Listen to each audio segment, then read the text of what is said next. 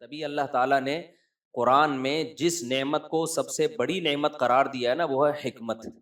یؤتی الحکمت من یشاء، جس کو چاہتا ہوں حکمت دیتا ہوں. یہ حکمت یہی تو ہے کہ آپ کو پتہ چل جائے تکبر اور استغنا میں فرق، آپ کو تواضع میں اور احساس کمتری میں فرق پتہ چل جائے.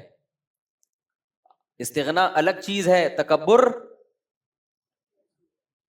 تکبر میں انسان اکڑتا ہے، استغنا میں بھی اکڑتا ہے، لیکن استغنا کی اکڑ اللہ کو پسند ہے، تکبر کی اکڑ اللہ کو پسند بولو نہیں ہے. دونوں میں فرق ہے. ایک ہے تواضع، ایک ہے احساس کمتری. تواضع اللہ کو پسند ہے، بعض دفعہ تواضع نہیں ہوتی، احساس کمتری کی وجہ سے مرا جا رہا ہوتا ہے، زمین میں گڑا جا رہا ہوتا ہے. وہ سمجھتا ہے میں بہت متواضع تھوڑی ہے تجھے تو تیرے اللہ نے صلاحیتیں دی، کم بخت تجھے انہی کا ہی پتہ نہیں ہے، تو کچھ دنیا میں کر ہی نہیں سکتا. ابھی ان پہ میں تواضع کسے کہتے ہیں، احساس کمتری کسے کہتے ہیں، تکبر کسے کہتے ہیں، استغنا کسے کہتے ہیں، مصلحت اور بزدلی، یہ الگ الگ مستقل ٹاپکس ہیں. اترانا الگ چیز ہے، شکر گزاری الگ چیز ہے. بعض دفعہ انسان اپنی نعمتیں لوگوں کے سامنے بیان کر رہا ہوتا ہے، وہ اترا نہیں رہا ہوتا، وہ شکر گزار ہوتا ہے. یہ عمل اللہ کو پسند ہے، لیکن یہی بیان کرنا بعض دفعہ اترانا کہلاتا ہے، فخر کہلاتا ہے. یہ اللہ کو پسند نہیں ہے. تو صاحب حکمت بتائے گا کہ کس کا عمل تکبر اترانا ہے اور کس کا عمل شکر گزاری ہے. ہمارے حضرت مفتی رشید احمد صاحب جب آ کے بیٹھتے مجلس میں، تو جو آدمی ان کے مزاج سے واقف نہیں تھا نا، وہ جب اپنی تعریفیں کرتے تو نیا آدمی سمجھتا ان کے اندر تو بڑے اترا رہے ہیں، بھائی میرے اندر یہ خوبی، میرے اندر یہ خوبی، مجھے اللہ نے یہ دیا، تو وہ سمجھتے شو مار رہے ہیں. ہم چونکہ ان کی صحبت میں رہ چکے تھے، ہمیں پتا تھا شو نہیں مار رہے ہیں، ان کے مزاج میں شو ہے ہی نہیں. ان کے مزاج میں اللہ نے شکر گزاری کا جذبہ دیا ہے. نہیں یار یہ زیادہ پیچیدہ ہو گیا، پھر دوبارہ آ رہا ہوں واپس، زیادہ گاڑا ہو گیا میرا خیال ہے بیان. تو یہ ہر چیز میں نا ایک الگ الگ ٹاپک ہے یہ. تو خیر میں جو مثال دے رہا تھا کہ ایک آدمی بیان کر رہا ہے 99 چیزیں غلط، ایک چیز صحیح. تو کوانٹٹی کے لحاظ سے غلط باتیں زیادہ ہیں، صحیح باتیں کم ہیں. دوسرا بیان کر رہا ہے 99 صحیح ایک غلط. تو لوگ دیکھتے ہیں یار 99 باتیں تو صحیح کر رہے ہیں نا، چلو ایک غلط کر رہا ہے کوئی بات نہیں. بھائی یہ کسی کو جانچنے کا طریقہ بولو نہیں ہے. اسلام میں کوانٹٹی سے زیادہ ویلیو کس کی ہے؟ کوالٹی کی. اس کی دلیل کیا ہے؟ قیامت کے دن اعمال، گناہ اور نیکیاں گنی جائیں گی یا تولی جائیں گی؟ بولو بھائی. جو زیادہ نیکیاں لایا ہے جنت میں جائے، ایسا ہونا چاہیے؟ کیا خیال ہے؟ جو کم نیکیاں لایا ہے جہنم میں جائے؟ نا نا نا نا نا. اللہ نے کہا نہیں، زیادہ اور کم کی تو میں نے بات ہی نہیں کی ہے. یہ جو زیادہ لے کر آئے گا 99 نیکیاں اور ایک گناہ لایا، تو 99 نیکیاں چل بھائی جا جنت میں، ایک گناہ ہے تو چل بخش دیا. اور جو لایا 99 گناہ اور ایک نیکی، اس کو کہاں جانا چاہیے؟ بلکہ 51 نا. بھائی اللہ میاں یوں فرما دیتے کہ جو زیادہ نیکیاں لائے گا وہ جنت میں، جو زیادہ برائیاں لائے گا وہ کہاں؟ جہنم میں. یہ معیار ہونا چاہیے تھا نا. تو پھر جو 51 نیکیاں اور 49 گناہ لایا، اسے کہاں جانا چاہیے؟ منہ سے یعنی بول لیں چاہیے نا، 51 نیکیاں اور 49 گناہ، کیونکہ اس کی نیکیاں زیادہ ہیں، گناہ کیا ہیں؟ کم ہے. تو جو اسکالر 99 صحیح باتیں کر رہا ہے، ایک غلط کر رہا ہے، اسے بھی جنت میں جانا چاہیے نا. کیا خیال ہے بھائی صاحب؟ میں کوئی چارٹرڈ اکاؤنٹنٹ کے ایکویشنز تو نہیں حل کروا رہا آپ سے بیٹھ کے نا، سیدھی سیدھی مثالیں دے رہا ہوں بھائی. تو جو 99 نیکیاں لایا ہو ایک گناہ، اسے کہاں جانا چاہیے؟ جنت میں، کیونکہ نیکیاں زیادہ ہیں، گناہ کیا ہیں؟ کم ہیں. لیکن اللہ میاں کے ہاں یہ معیار نہیں ہے. اللہ میاں نے یہ نہیں فرمایا جو زیادہ نیکیاں لائے گا وہ جنت میں، جو زیادہ گناہ لائے گا وہ جہنم میں. نا نا نا. اللہ میاں نے فرمایا فمن ثقلت موازینہ، جس کی نیکیوں کا پلڑا جھک گیا، وزنی ہو گیا، چاہے ایک ہی نیکی ہو.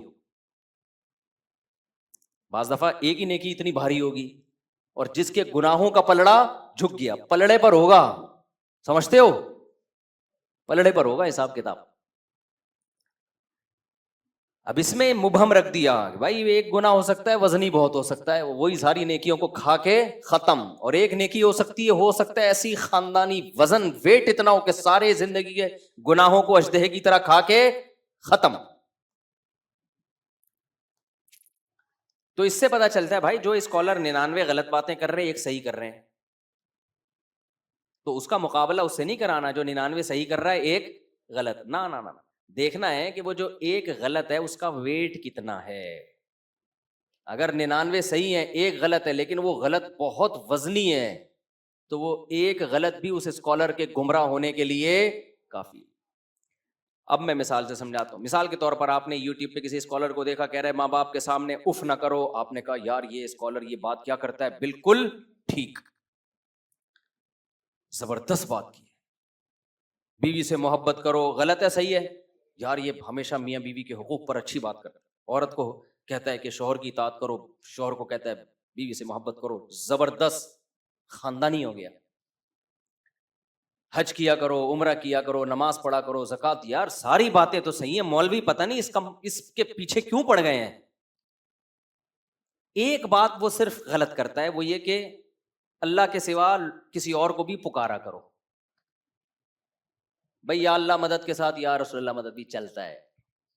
بھائی اگر تم نے اللہ میاں کے یعنی بیت اللہ کو سجدہ کر لیا ٹھیک ہے، کبھی قبر کو بھی کر لیا تو اتنا برا نہیں ہے جتنا یہ وہابڑوں نے پھیلایا ہوا ہے. اتنا بھی برا نہیں ہے. وہابیوں کی سپرلیٹو ڈگری ہے وہابڑے، کیونکہ میں تو کمنٹس میں دیکھ رہا ہوتا ہوں نا. ہمیں جہاں بہت سے لوگ اپریشیٹ کر رہے ہوتے ہیں، بہت سے پتہ نہیں کیا کیا بھی کر رہے ہوتے ہیں، تو یہ وہابڑوں کو کیا پتا. تو اگر کسی نے کر لیا تو کیا ہو گیا اس میں؟ تو بھائی یہ بات تو ایک غلط کی ہے لیکن یہ اتنی غلط ہے، اتنی وزنی ہے کہ یہ کسی کے گمراہ ہونے کے لیے بولو کافی ہے. یہ اتنا کافی ہے کہ اس کو سننا چھوڑ دو ورنہ بیڑا غرق ہو جائے گا تمہارا. کیونکہ یہ مسئلہ تو اللہ نے قرآن و سنت میں اتنی وضاحت سے بیان کر دیا ہے کہ اگر کوئی یہ بات کرتا ہے اس کا مطلب الحمد سے لے کے والناس تک قرآن کا ایک حرف بھی اس کی سمجھ میں نہیں آیا تو تمہیں نکاح طلاق کے مسائل کہاں سے بتائے گا؟ ہو سکتا ہے چوری کر کر کے دوسروں کی کتابیں دیکھ کے بتا رہا ہو جس کی اتنی تحقیق نہیں ہے کہ ایاک نعبد و ایاک نستعین، اے اللہ ہم تیری ہی عبادت کرتے ہیں، تجھی سے مدد طلب. اس کو اس کا مطلب نہیں آتا تو کیا کرنا کیا ہے پھر اس کا؟ ہم نے نہیں آئی بات تو پھر تو یہ باتیں تو بھی سبھی کر لیتے ہیں. یہ کون سا تیر مار لیا اس نے؟ اتنے بڑے مسئلے میں جس نے تحقیق میں غلطی کر لی تو نکاح طلاق کے مسائل میں کہاں سے صحیح بات کرے گا؟ اگر وہ کر رہا ہے تو علماء کی کتابوں سے چوری کر کے کر رہا ہے، اپنی تحقیق نہیں ہے. محقق ہوتا تو توحید کے مسئلے میں اتنی بڑی ڈنڈی نہ مارتا. نہیں آ رہی میرا خیال ہے بات سمجھ میں؟ ہم غامدی صاحب کے کیوں خلاف ہیں؟ غامدی صاحب بھی بہت ساری باتیں ٹھیک بھی کرتے ہیں لیکن جو غلط کرتے ہیں نا وہ اتنی غلط ہوتی ہیں کہ ہماری درجہ اولا کے بچے کو پتا ہے کہ غلط ترجمہ ہو رہی ہے. سمجھ رہے ہو کہ نہیں سمجھ رہے؟ یہ محترم ڈنڈی مار رہے ہیں ترجمے میں. حضرت عیسیٰ کی حیات کا انکار کہ حضرت عیسیٰ آسمانوں پہ زندہ ہیں، یہ غلطی ایک ہے، اس کا وزن بہت زیادہ ہے. کیونکہ آپ سارے صحابہ کو، تابعین، تبع تابعین، چاروں ائمہ، محدثین، فقہا سب کو سمجھ رہے، ان کو قرآن و سنت کا پتہ تھا ہی نہیں. اب ہمیں پتہ چلا ہے قرآن و سنت کیا ہے. یہ غلطی ایک ہے لیکن یہ آپ کی علمی حیثیت کو 2 ٹکے کی اس نے نہیں چھوڑا. آپ کو یہ بتا دیا کہ آپ کی تحقیق 2 ٹکے کی بھی نہیں ہے، کچھ بھی نہیں آتا آپ کو. باقی جو صحیح باتیں آپ کر رہے ہیں وہ تو سارے کر رہے ہیں تو آپ بھی کر لو، ٹھیک ہے. کیا کون سا آپ نے کوئی تیر مار لیا اس میں؟ نہیں آ رہی میرا خیال ہے بات. عیسیٰ علیہ الصلوۃ والسلام کے بارے میں اجماع امت کیا ہے؟ حضرت عیسیٰ آسمانوں پہ زندہ ہیں.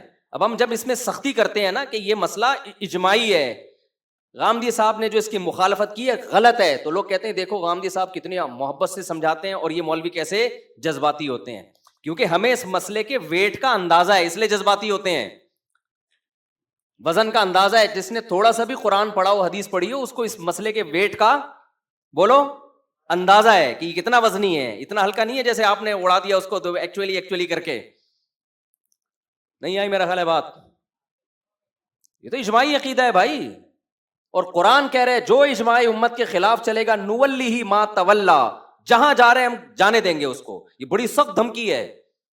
پھر اس کی کوئی لگام نہیں ہوگی، بے لگام اونٹ کی طرح چلتا رہے گا پھر وہ.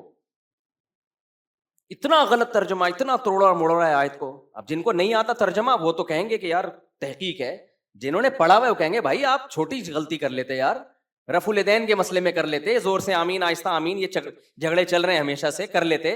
اتنے بڑے مسئلے میں آپ نے اتنا بڑا بلنڈر مارا. جیسے انجینئر علی مرزا نے آیت کا ترجمہ غلط کیا نا، خلا والی آیت کا، پوری امت کا اجماع ایک طرف ہے اور آپ نے کہہ دیا عورت کو بھی عدالت سے ڈیورس کا حق ہے جس طرح مرد کو طلاق دینے کا حق ہے. تو یہ چھوٹا مسئلہ نہیں ہے جو انجینئر سے جو غلطی ہوئی ہے نا، یہ ویٹ کیا ہے، یہ بہت وزنی ویٹ ہے. آپ نے جو غلطی کی ہے وہ کام کیا جو یہود و نصارہ میں بھی نہیں تھا. آسمانی مذاہب میں ہمیشہ سے نکاح ختم کرنے کا اختیار مرد کے پاس ہوتا ہے، ہمیشہ سے. یہ تو اب سیکولر لبرل حکومتوں نے آ کے عورت کو اختیارات دیے ہیں.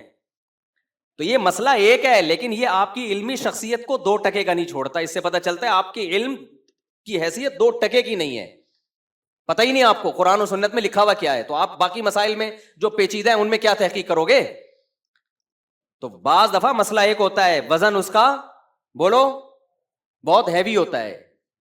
یہ جو کہتے ہیں نا، انجینئر صاحب نے 20 دفعہ یہ دعویٰ کیا ہے کہ عورت کو بھی ڈیورس کا حق ہے، یعنی خلا کے ذریعے جس طرح مرد کو حق ہے. یہ لطیفہ ہے، یہ لطیفہ جس کو تھوڑا سا قرآن و سنت کا علم ہے. اتنا بڑا بلنڈر یار، پورا خاندانی نظام کی ایسی کی تیسی، اور آپ کو نہ بخاری کا پتا، نہ مسلم کا پتا، نہ اجماع امت کا پتا. تحقیق تو کر لیتے. تو اتنے بڑے بڑے بلنڈر ہوتے ہیں جس سے پتا چلتا ہے بھائی آپ جن مسئلوں پہ تحقیق پیش کر رہے ہو نا، وہ تحقیق بھی کیا ہو جاتی ہے، مشکوک، کہ وہی ہوگی پھر جو یہاں کیا ہے. تو اگر کوئی اسکالر 99 باتیں ٹھیک کر رہا ہے، ایک بات غلط کرتا ہے کہ قبر کو سردہ بھی جائز ہے، بھائی یہ بات تو ایک ہی ہے. پھر یہ نہیں کہہ سکتے اتنی صحیح باتوں میں اگر ایک غلط ہو گئی، بھائی وہ غلط، وہ یہ ایسا ہی ہے جیسے کوئی محقق ڈاکٹر ہو، 99 باتیں صحیح کر رہا ہو کہ جب سر میں درد ہوا کرے تو 2 گولی پیناڈول کھا لیا کرو. آپ نے کہا ویل ڈن، سارے ڈاکٹر یہ کہہ رہے ہیں، یار تحقیق ہے اس بندے کی. بھائی اگر زکام ہوا کرے تو جو شاندہ پی لیا کرو. واہ واہ واہ یار، زبردست ریسرچ ہے. اور پھر حوالے بھی دے رہا ہو، یہ تو فلاں کتاب میں لکھا ہے، فلاں کتاب میں. ایک دن آگے لمبی پھینک دی کہ جب آپ کو زکام ہوا کرے نا، گلا خراب ہوا کرے، تو املی کا اچار سرکہ ڈال کے کھایا کرو. آئی بات سمجھ؟ وزن کم کرنا ہو تو کولڈ ڈرنک پیا کرو. وزن کم کرنا ہو، شوگر فری نہیں، یہ والی جو عام کولڈ ڈرنک ہے، یہ دے دنادن آلو کے چپس کھایا کرو اور کولڈ ڈرنک پیا کرو. اور جتنا زیادہ وزنی ہوگے اتنے پاورفل ہوگے. غلطی تو ایک ہے میرے بھائی، لیکن ڈاکٹروں کی نظر میں اس ڈاکٹر کی 2% کی ویلیو رہے گی نہیں اس غلطی کے بعد. کہیں گے پھینکو ایک نمبر کا. بھائی اس کو تو کچھ بھی نہیں پتا یار. عوام تو کہہ رہی ہوگی تحقیق لایا ہے. بھائی کیا لایا ہے؟ اب تک ڈاکٹر منجن بیچ رہے تھے، کولڈ ڈرنک والوں سے دشمنی تھی، اصل میں اپنا منجن بیچنا تھا. ویٹ کم کرنا ہے اور کیٹو ڈائٹ اور فلانی ڈائٹ اور یہ ڈائٹ اور لو کارب. اصل میں ڈاکٹروں کا منجن اس نے دکان بند کر دی نا. ہم خام خامے کھانے سے اتنی لذتوں سے ہمیں پراٹھے کھا رہے تھے مفتی صاحب کے بیان سن کے، وہ ساری چیزوں سے ڈاکٹروں نے محروم کر دیا. یہ بندہ ہے حق پرست. تو عوام تو کہے گی، لیکن ڈاکٹروں کی نظر میں اس ڈاکٹر کی ویلیو 2% کی بھی نہیں رہے گی. جو 99 صحیح باتیں ہیں نا، ڈاکٹر کہیں گے یہ بھی لگتا ہے اس کی نہیں ہے، یہ ہماری کتابیں چوری کر کر کے مارکیٹ میں لایا ہے، یہ اپنی نہیں ہے کوئی تحقیق. کیونکہ تحقیق ہوتی تو اتنی بڑا بلنڈر تو نہ مارتا یار. لوگوں کو موٹا کر رہا ہے کہ لمبائی چوڑائی برابر ہو جائے، آپ کی گردن کا پتہ ہی نہیں چلے گئی کہاں. زیادہ بڑھتا ہے نا ویٹ تو پتہ ہی نہیں چل رہا ہوتا گردن ہے بھی کہ یا کیا رکھا ہوا ہے. یہ بہت زیادہ جب بڑھ جاتا ہے اور وہ کہہ رہے کہ اور کھاؤ اور ان ڈاکٹروں کی باتوں میں مت آؤ. بھائی غلطی تو ایک ہے، لیکن یہ ایک غلطی آپ کی ساری تحقیق پر اعتماد، یہ وہ غلطی نہیں جو ابو حنیفہ یا امام شافعی سے ہوا کرتی ہے، جو اجتہادی غلطی. یہ تو بھائی اس کا مطلب آپ کو پتہ ہی نہیں ہے. تو کچھ مسائل اجماعی ہیں، قرآن و سنت نے 2 اور 2 4 کی طرح بیان کر دیا ہے. توحید کا مسئلہ قرآن میں مبہم نہیں ہے، 2 اور 2 بولو 4 کی طرح ہے. عالم الغیب صرف اللہ کی ذات ہے، اللہ کے علاوہ نہ عطائی علم کسی کے پاس کلی، نہ ذاتی علم.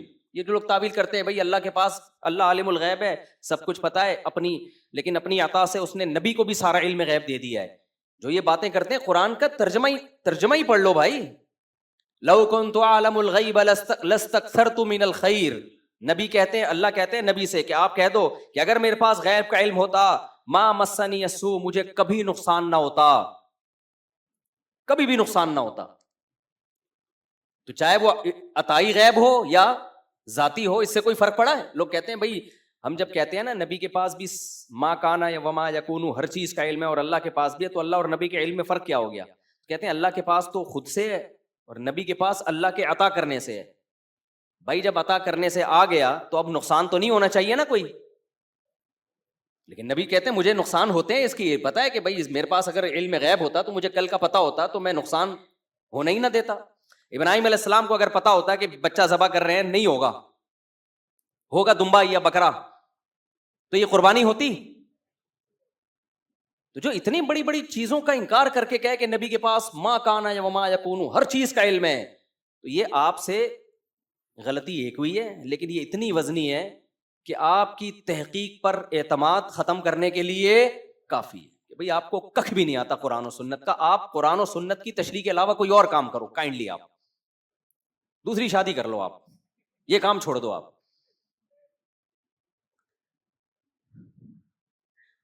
اسی پہلی بات، قرآن نے توحید کا مسئلہ 2 اور 2 4 کی طرح بیان کیا، اس میں کوئی کنفیوژن نہیں ہے. دوسری بات، عالم الغیب قرآن جگہ جگہ کہتا ہے صرف علم غیب کس کے، کلی علم غیب کس کے پاس ہے؟ اللہ کے پاس. ایک دفعہ ایک صاحب آئے، مجھے کہنے لگے، میری عمر 17 سال تھی اس وقت، مجھے کہنے لگے کہ قرآن تو کہہ رہا ہے وما هو علی الغیب بضنین، نبی کو ہم نے جو غیب کا علم دیا ہے نبی اس میں بخیل نہیں ہے، نبی اس میں بخیل نہیں ہے. اس کا مطلب نبی کو غیب کا علم دیا ہے. میں نے کہا غیب کا علم دیا ہے، کلی کی بات ہو رہی ہے، سب کچھ دے دیا. کہنے اس میں کہاں لکھا ہے کہ آدھا دیا ہے، اس میں تو ہے غیب کا علم کا مطلب پورا علم. میں نے کہا اس کا مطلب، تو پھر میں چھوٹا تھا لیکن 17-18 سال میری عمر تھی.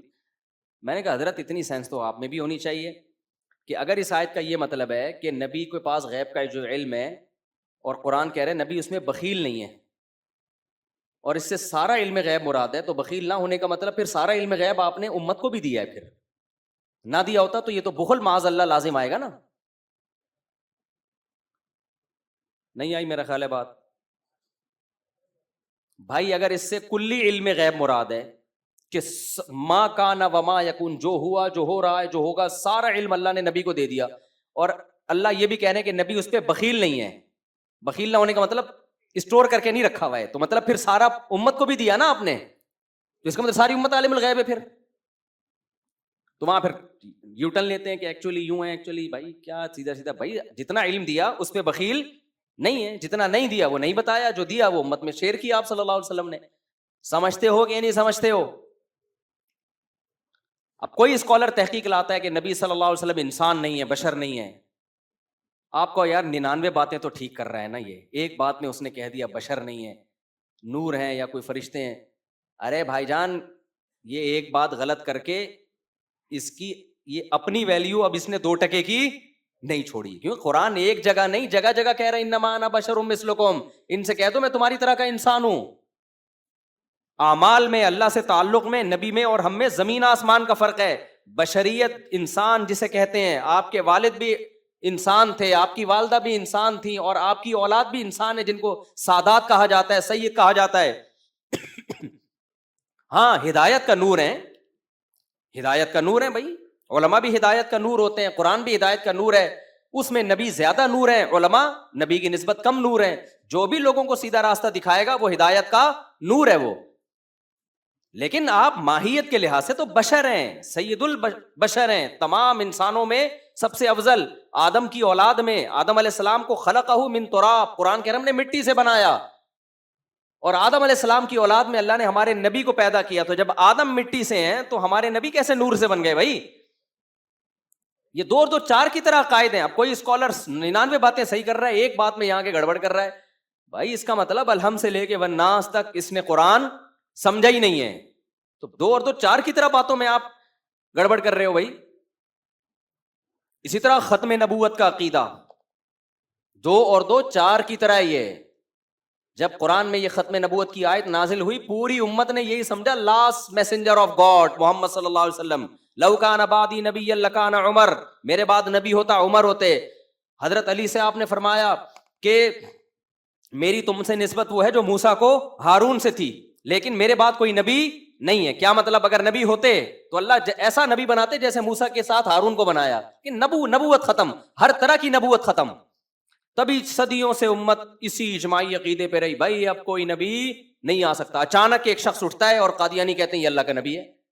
اور تحقیقات اب لوگ جا رہے ہیں تحقیق. تبھی امام حنیفہ کا قول ہے کہ جو نبی کی نبوت کا انکار، ختم نبوت کا انکار کرے اور وہ یہ دعویٰ کرے کہ میں نبی ہوں، اس کے پاس تحقیق کے لیے جانے والا بھی کافر ہے. کہ آپ گئے کیوں اس کے پاس تحقیق کے لیے؟ یہ تو 2 اور 2 4 کی طرح اللہ نے اس کو کلیئر کر دیا ہے. اب تحقیق کے لیے کیوں جا رہے اس کے پاس؟ اسی طرح یاد رکھو جو غامدی صاحب نے انکار کیا نا حضرت عیسیٰ علیہ السلام کے آسمانوں پہ زندہ ہونے کا، یہ تحقیق نہیں ہے، یہ بلنڈر ہے. سمجھ رہے ہو یہ کیا ہے؟ یہ تحقیق نہیں. تحقیق آپ کو لگتی ہے، آپ تو قادیانی کے پاس بیٹھو گے آپ کو اس کا بھی لگے گا یار کچھ لا رہا ہے مارکیٹ میں. اتنے لوگ جو قادیانی ہو گئے ایسے ہی تھوڑی ہوئے ہیں، علماء کو چھوڑا تبھی تو ہو گئے. اور یہ جتنے قادیانی ہیں نا، آپ کو پتا ہے ہم تو بچپن میں کچھ ٹائم گزارے قادیانی کے ساتھ، یہ پہلے علماء سے بدگمان کرتے ہیں پھر اپنا منجن بیچتے ہیں. یہ ان کو پتا ہے جب تک مولوی کی دل میں عقیدت ہے تو قادیانیوں کو پتا ہے ہمارا منجن نہیں بکے گا. سارے مولوی ایسے ہوتے ہیں، مولوی 2 نمبر ہوتے ہیں، مولوی یوں کرتے ہیں، مولوی یوں کرتے ہیں. اس کا جواب آسان ہے بھائی، ہر داڑھی والا نیک نہیں ہوتا. بہت سے برے لوگ داڑھی رکھ لیتے ہیں، بہت سے برے لوگ مولوی کا گیٹ اپ بنا لیتے ہیں. اس کا یہ مطلب تھوڑی ہے کہ سارے علماء غلط ہو گئے، لیکن لوگ متاثر ہوتے ہیں ان کی باتوں سے. واہ بھائی واقعی وہ ہوتے ہیں ایسے. پھر جب مولویوں سے علماء سے اعتماد ختم، پھر وہ آیت کی جو تشریح آپ کو پہنانا چاہے وہ کیا کر دے گا؟ پہنا دے گا. جو میں نے بتایا جیسے کراچی میں گاڑیاں پہنائی جاتی ہیں، صحیح ہے نا، پرانا مال پہنایا جاتا ہے، تو وہ پھر یہی کام کرتے ہیں. غامدی صاحب نے انکار کیا، ان کے داماد نے انکار کیا، یا انہوں نے عورت پہ عدت نہیں ہے جو 3 مینسز ہیں نا، اور کہا کہ ایکچولی کر کے بیڑا غرق کر دیا. کیوں نہیں ہے عدت بھائی؟ اچھا بخاری مسلم کی حدیثیں، حضرت عیسیٰ علیہ السلام قرب قیامت میں نازل ہوں گے. لَيُوشِكَنَّ أَن يَنزِلَ فِيكُمُ ابْنُ مَرْيَمَ حَكَمًا وَعَدْلًا، ضرور بھی ضرور تم پر ابن مریم نازل ہوں گے، حاکم بن کے، عادل بن کے. یکسر الصلیب، صلیب کو ختم کریں گے. وَيَقْتُلُ الْخِنزِيرَ، خنزیر کا دنیا سے خاتمہ کریں گے. وَيَضَعُ الْجِزْيَةَ، ایسی لڑائی ہوگی جزیہ کا نظام ختم کر دیں گے. اما الاسلام و اما السیف، یا تو اسلام یا تلوار. یہ عیسیٰ ابن مریم کا کام ہوگا. پوری امت کا اجماعی عقیدہ، بخاری مسلم کی حدیثیں. لیکن جب غامدی صاحب کے مسلک کے خلاف حدیث جائے گی تو حدیث حجت نہیں ہے. جب فیور کر رہی ہوگی تو حدیث کیا ہے؟ کسی ایک جگہ ٹکاؤ نہیں ہے. واضح اللہ نے بتا دیا. بل رفعہ اللہ الیہ، اللہ کہتے ہیں وما قتلوہ وما صلبوہ، کوئی قتل نہیں کیا، کوئی سولی پہ نہیں لٹکایا. اے اللہ پھر ہوا کیا؟ اللہ کہتے ہیں رفعہ اللہ، میں نے اپنی طرف اٹھا لیا ان کو. اس کے بعد بھی کچھ نہیں، لیکن آپ دیکھو گھمایا انہوں نے. تو داڑھی کا انکار کر دیا. حدیث میں آتا ہے اعفوا اللحا، داڑیاں بڑھاؤ، رکھنے کا کہیں بھی نہیں ہے. تورات تک میں لکھا ہوا ہے داڑھی بڑھانے کا، آج بھی یہودی وہاں سے نہیں ہٹا سکے. امریکہ میں ہم نے یہودی دیکھے اتنی بڑی بڑی داڑھیوں والے. یہودی جو کام نہیں کر سکا، ہمارے اسکالر نے وہ کام. آپ نہ رکھو یار، بہت سارے کام آپ شریعت کے نہیں کر رہے، چینج تو نہیں کرو شریعت کو. کہہ دیا بڑے آرام سے جی اس دور کا کلچر تھا، داڑھی تو سب رکھتے تھے. نبی نے فرمایا 10 چیزیں پیغمبروں کی فطرت ہیں، نیچر ہیں، جن میں ناخن کاٹنا. اب اس دور میں اگر ناخن کاٹنے کا کلچر تھا تو یہ تو نہیں کہ ناخن اس لیے بڑھانا کی اجازت دے دی جائے کہ اس دور میں کلچر تھا. 10 چیزیں پیغمبروں کی فطرت ہیں، جن میں آپ نے فرمایا بغلوں کے بال صاف کرنا، زیر ناف بال صاف کرنا، مونچھیں گھٹانا، داڑھی بڑھانا. اور آج بھی تورات میں لکھا ہوا ہے کہ موسیٰ علیہ السلام کو اللہ نے کوہ طور پہ بلایا اور موسیٰ سے کہا اپنی قوم کو کہہ دیں کہ داڑھی مت کاٹنا. تبھی آج بھی یہودی کیا کرتے ہیں؟ داڑیاں رکھتے ہیں. پادریوں کی ہم نے بچپن میں اتنی بڑی بڑی داڑیاں دیکھی ہیں، اب کٹانا شروع کر دی. یہودی اب تک نہیں کٹا رہا داڑھی. اور ہمارے یہاں اسکالر آ گئے کہ ایکچولی کر کے داڑھی واڑی نہیں ہے اسلام میں، کلچر تھا اس دور کا. تو یہ چھوٹا جرم نہیں ہے، یہ بلنڈر ہے. ٹھیک ہے نا، اس سے آپ کی باقی تحقیقات کی بھی کوئی ویلیو بولو نہیں رہتی.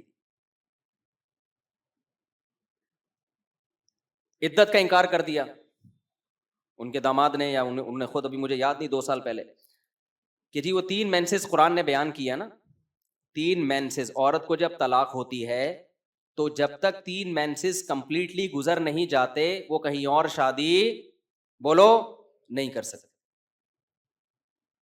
والمطلقات یتربصن بانفسهن ثلاثه قروء, طلاق یافتہ عورتیں اپنے آپ کو روک کے رکھیں گی 3 حیض. امام شافعی کہتے ہیں 3 طہر, امام حنیفہ کہتے ہیں 3 حیض. قرض میں دونوں آتے ہیں لیکن تقریباً نتیجہ سیم ہی نکلتا ہے, تقریباً 3 مہینے بن جاتے ہیں. جو ہم سے پوچھا گیا کہ محترم اب صدیوں سے امت اس پر عمل کرتی آ رہی ہے, پوری چاروں اماموں کا اجماع ہے اس پر. محترم سے پوچھا گیا, انہوں نے کہا بھائی اس زمانے میں چونکہ یہ پتہ چلانا بہت مشکل تھا کہ عورت پریگننٹ ہے یا نہیں ہے, تو طلاق کے بعد اس بات کا امکان تھا کہ کسی اور سے نکاح کرے اور اس کا بچہ اس کے کھاتے میں چلا جائے. تو اب پریگننسی چیک ہو سکتی ہے, لہذا اب وہ عدت کا وہی مسئلہ ہی ختم ہو گیا. یہ تحقیق نہیں ہے کہ آپ کہیں کہ اتنی باتیں ٹھیک ہے تو 2-4 اگر صحیح بھی ہو گئیں, یہ بلنڈر ہے. اگر اس کا مقصد صرف اور صرف نسب کی حفاظت ہوتا تو 1 حیض بھی اس کے لیے کافی تھا. تبھی باندی اگر کوئی شخص کسی دوسرے کو بیچ ڈالے تو دوسرے شخص کے لیے اس باندی سے جمع جائز نہیں ہے جب تک 1 حیض نہ گزر جائے. یہ نسب کی حفاظت کے لیے, تاکہ حیض گزرے گا پتہ چل جائے گا کہ بھائی اس کے پیٹ میں بچہ نہیں ہے. عورت جب پریگننٹ ہوتی ہے تو مینسز نہیں آتے, اس کے لیے تو اتنا بھی کافی تھا. اس کے باوجود شریعت نے کیا کیا ہے, 3 حیض. اور جب عورت کا شوہر مر جائے تو 4 مہینے 10 دن. یہ اس لیے علماء کہتے ہیں عدت کے حکام توقیفی ہیں. توقیفی کا مطلب ما وراء العقل, جیسے شریعت نے کہہ دیا ویسے عمل کرنا. اس کی لاجک علماء نے پیش کی ہے کہ شاید یہ لاجک امکان کے درجے میں ہے, لیکن اصل یہ کہ جیسے کہا ہے ویسے کرنا پڑے گا آپ کو, ورنہ کوئی بنتا نہیں ہے. اب دیکھو شوہر مر جائے, اگر پریگننسی ہے اسی وقت بچہ ہو جائے, شریعت کہتی ہے عدت ختم. نہ ہو تو 4 مہینے 10 دن, حالانکہ وہاں بھی مینسز پر رکھ دینا چاہیے تھا, بھائی 3 مینسز آئیں گے پتہ چل جائے گا, لیکن کہا کہ نہیں 4 مہینے 10 دن. اس میں کیا حکمت ہے اللہ ہی جانے.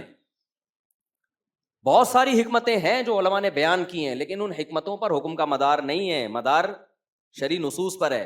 اور غامدی صاحب نے کیا بلنڈر کیا بہت بڑا, کہ کل جو ہے آپ کا پیپر ہے, رمضان کا روزہ ہے آج, آپ نے تیاری نہیں کی جا رہی روزہ رکھے تو آپ روزہ چھوڑ سکتے ہیں. یہ اجتہادی یا اختلاف نہیں کیا, یہ بلنڈر مارا ہے. یہ رمضان کے روزے کا انکار ہے جو اسلام کا رکن ہے.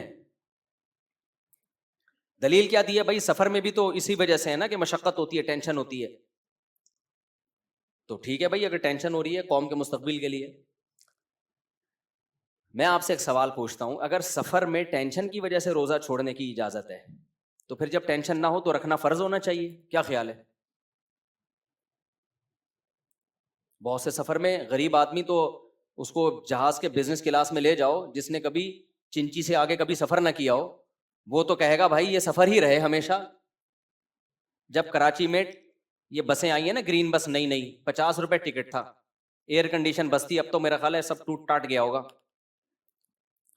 اتنا عرصہ کراچی میں ہو نہیں سکتا کہ کوئی چیز تمیز سے چلے. اللہ کرے چل رہی ہے, اے سی بھی لگا ہوا ہے اس میں, سب سیٹ. قیامت کی علامت ہے, علامات قیامت شروع ہو چکی ہیں. تو ان بسوں میں غریبوں نے کیا کیا ہے, ایک کا انٹرویو آیا, 50 روپے دے کے بیٹھ گئے اندر, سارا دن بس میں ہی بیٹھا رہا ہے. اس نے کہا اور کچھ ملے نہ ملے, کم از کم گرمی سے نجات تو مل گئی نا. تو بھائی اگر ٹینشن کی وجہ سے, علت ٹینشن ہے, فقہا نے اس مسئلے کو بیان کیا ہے کہ سفر میں نماز قصر کی جائے گی, روزہ چھوڑنا جائز ہے. اس کی حکمت ہے مشقت, علت اس کی مشقت نہیں ہے, علت سفر ہے. اب علت اور حکمت میں کیا فرق, علت اور حکمت میں کیا فرق ہوتا ہے, اس میں میں کئی دفعہ بیان کر چکا ہوں. حکمت تو یہی ہے کہ بھائی مشقت ہوتی ہے, لیکن مشقت نہیں بھی ہو, شریعت نے مدار سفر پہ رکھا ہے, لہذا گھر میں اگر مشقت ہو تو بھی روزہ رکھنا پڑے گا, سفر میں ٹینشن نہ بھی ہو تو بھی چھوڑنا جائز ہے. سمجھ میں آ رہی ہے بات کہ نہیں آ رہی ہے؟ اب گھر میں آپ جتنی بھی ٹائم بیوی سے پھٹا ہو گیا, روزہ نہیں رکھا جا رہا آپ سے, سحری نکل گئی, اس سے بڑی کیا ٹینشن ہوگی کراچی کے گرمیوں کے روزوں میں آپ میں سحری میں آنکھ نہ کھلی, یہ کم ٹینشن ہے؟ کیا روزہ چھوڑنا جائز ہو جائے گا آپ کے لیے؟ نا نا نا نا, جتنی بھی بھائی روزہ کبھی سردیوں میں ہوتا ہے کبھی گرمیوں میں ہوتا ہے. میں نے مسئلہ بتایا تھا نا, مزدور کے لیے روزہ چھوڑنا جائز نہیں ہے. بہت لوگوں نے کہا خود مزدوری کر کے دیکھو نا, پتا چلے روزہ کتنا مشکل ہے. بھائی میرا باپ کا دین نہیں ہے, اللہ کا دین ہے.